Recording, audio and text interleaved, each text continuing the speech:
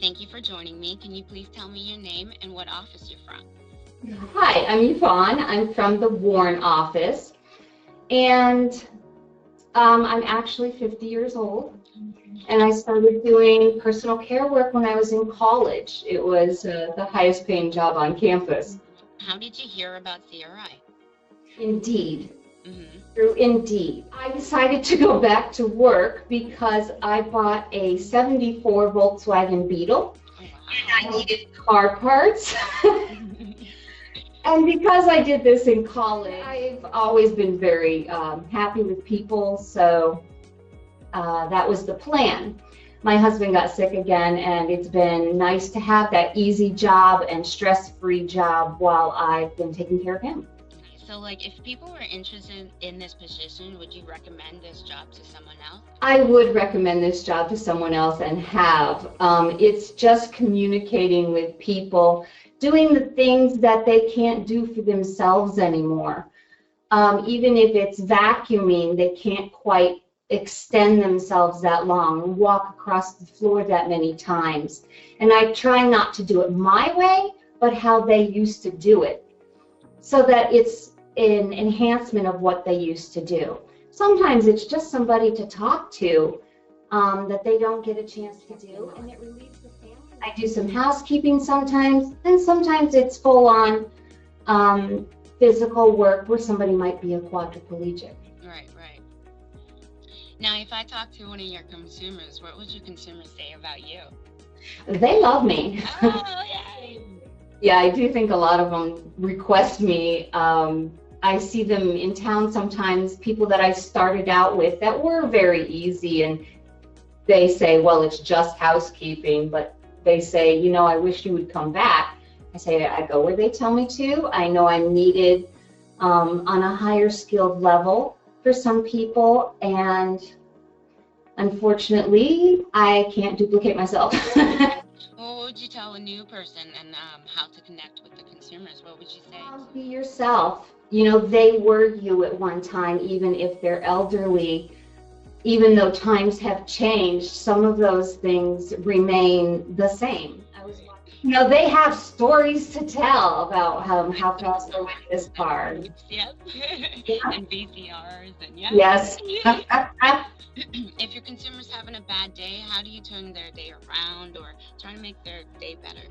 You know, sometimes it's just a matter of trying to be patient with them. I think we've all confronted that person that's just irritated.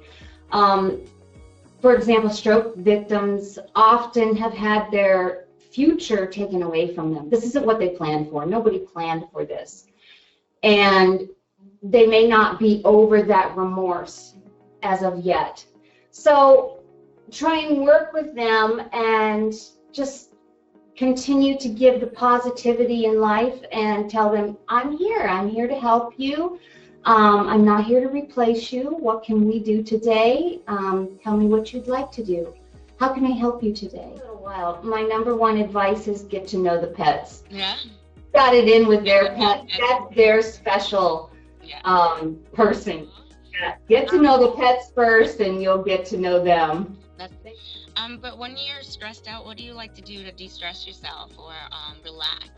You know, my home life is actually pretty stressful, so I go to work. My husband actually has cancer, so it's pretty stressful at home, and I do need that break from him so that I have quality time with him, not quantity time. Right. And one of my people I take care of is actually a quadriplegic, and I go in and take care of her, and we get up, and then we sit on the porch and talk for 45 minutes.